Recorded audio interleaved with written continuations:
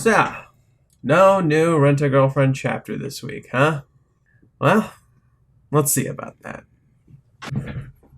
So, today, while we don't have a Rent-A-Girlfriend chapter, while there is no Rent-A-Girlfriend chapter this week, we can still have some interesting conversations about some stuff that are going on. And so I thought, hey, why not do some fun news updates for you guys? Something a little bit different, something where we talk about some of the stuff that's going on within not just the community but Reiji himself, and you know, the stuff I mentioned before, like Reiji's new manga and of course him taking a break, as well as the anime. So with that being said, hi, I am Fate, I talk about Rent-A-Girlfriend content, and today we're going to be delving into the 3 things I just listed. I really do this to myself, you know? Anywho, without further ado, let's mosey. Alright, upon starting, I did realize that we will be talking about a few other things this time around, so I thought, hey, why the heck not? Might as well mention that before I continue, since I only listed like 3 things when we started. But hey, first things off, let's start with the thing that, you know, kind of started all of this, or the thing that's like kind of the big talk of the town temporarily until February actually hits. Reiji's new manga. This bad boy. So, if you haven't noticed, this manga has been, you know, hated as a byproduct of the hate that Rent-A-Girlfriend is getting. But there is an interesting thing to talk about, since most people probably don't, or maybe do know what it's about, just from the title alone. But unfortunately, we don't have enough information. However, what I can say is that, one, we do have a synopsis at the very least, and of course, this does kind of tie in with why Reiji actually ended up taking a break, and this is actually probably a relevant topic to what's going on right now. So, this manga is called Shuyunji Kai no Kodomatachi, and I'm assuming I butchered that, but I did my best. And of course, it translates to Children of the Shuyunji Family, which, you know, shocking. And of course, they are 7 siblings, and we have Gangster Kazuya looking like he just walked out of Scarface. Say hello to my little friend. We have young Umi with a hoodie, Sumi's mother or cousin that's a lot more outgoing than she is. We have Chizuru's sister, who is clearly a lot younger and more shy and takes more after Sumi because Sumi's her best friend. Then we have Con Candy Flavor 1 and Con Candy Flavor 2. And of course, finally, we have a star from Bleach itself. Tatsuki made an appearance in this one for some weird reason. So yeah, it's an interesting series. We know absolutely nothing besides the synopsis, which simply reads, a luxurious mansion in a prime location in Tokyo. There live 7 siblings of the Shuyunji family, all of whom are extremely beautiful. How shocking. Arata, the eldest son, I'm assuming that's Kazuya 2.0, asked his younger brother, Shion, I think that's Shion, for advice on how to get a girlfriend, something he has never had in his 17 years of life.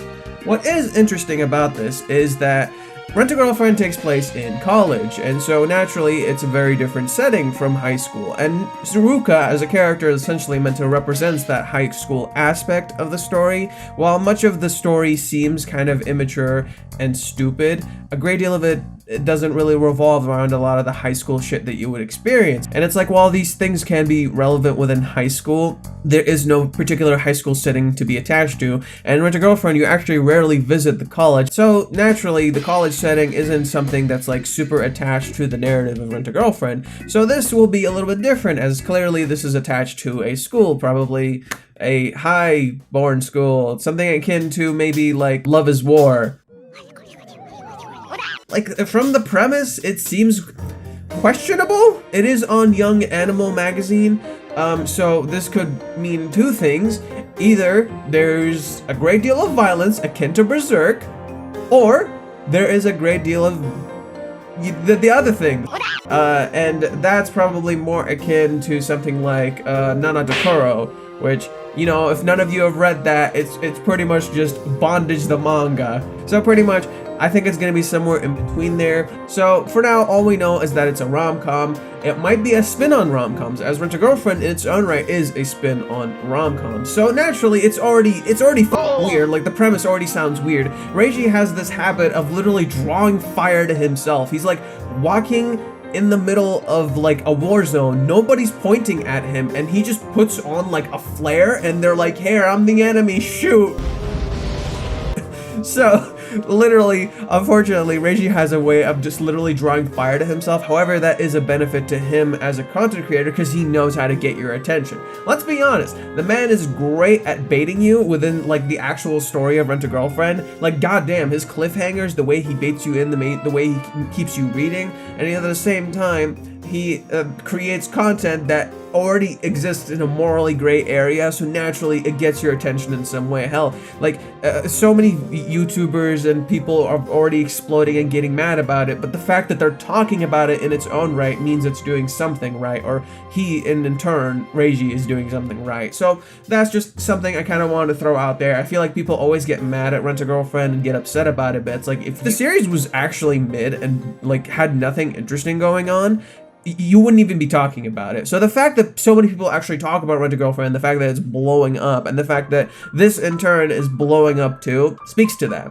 Now, in terms of how this is going to work, so this is a bi-weekly. The story is completely bi-weekly, so what Reiji plans to do is essentially continue creating Rent-A-Girlfriend while also working on this one. The reason he feels like he can do this is because, if you don't know, Reiji is labeled as the fastest mangaka because he's able to draw like what he does with Rent-A-Girlfriend, be super efficient with it, and yet at the same time probably work on this. So, also don't forget Sumi's spinoff, or otherwise known as Kanojo Mishimasu, or Try Girlfriend. That makes 3 now, and still has enough time to work on his main series, Rent-A-Girlfriend. So with that being said, Reiji's juggling all of that, and he's doing this. So that is pretty much why he took a break. This is something that I feel like most people don't realize. Rent-A-Girlfriend is not ending, and this is a bi-weekly project, and this naturally also gives him the opportunity to do whatever the heck he wants. As he can just take breaks, he can just do whatever he wants, whenever he wants for this series, and focus on Rent-A-Girlfriend in turn. This also naturally ties in with why Reiji ended up taking a break. A lot of people immediately assumed Reiji's just taking a break because, oh, chapter 218 received so much backlash, when in fact, Reiji is not really taking it that bad, honestly speaking. He actually doesn't. He's not hurt by that. He's actually actively avoiding all the negative comments, which is the smartest thing to do as a creator in general, where you don't go to the negativity, you don't go to the that's just gonna bother you. So he's being smart about it. He's not letting that get to him. He's actually never taken a break before. These have just been breaks for the magazine, not actually Reiji himself taking a break. Remember, Rent-A-Girlfriend is part of a magazine. That means they can just sometimes have a break and there's just nothing going on, and they just take, for example, Christmas off, or they take like some sort of other holidays off. I can't think of any for some weird reason. Now, naturally, let's get into some controversy that happened only yesterday. And come on, it's Reiji. What else is gonna happen? So naturally, it's involving her, if you didn't guess. This infamous pic designed to, come on, I really don't want to say it this way because I know how it sounds, but this man is a masturbator.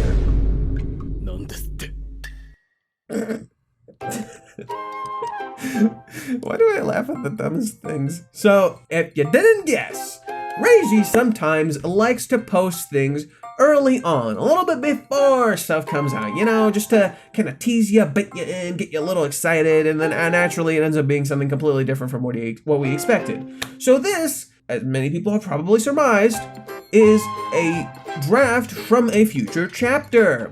And what do you know? Ruka is holding Kazuya's arm, and they're talking about something. And the fact that this takes place after Paradise immediately made people assume separation arc, yeah! And naturally, I also panicked because I'm just like, don't assume. Oh god, I'm assuming. Last night was not great, I'm just saying. So naturally, this whole image sparked a lot of controversy last night, and of course, people were already starting to assume. So, without me assuming anything, I'm going to assume that this probably takes place 2 to 3 chapters in the future. I think what's happening in this scene is that while they are holding hands and hugging, things are different. I don't think a separation of arc of sorts is going to happen, as narratively it doesn't really make sense. Like, everything that the arc has been building towards is not towards a separation arc, rather more so them confronting their issues. And this whole thing between Kazuya and Chizuru is like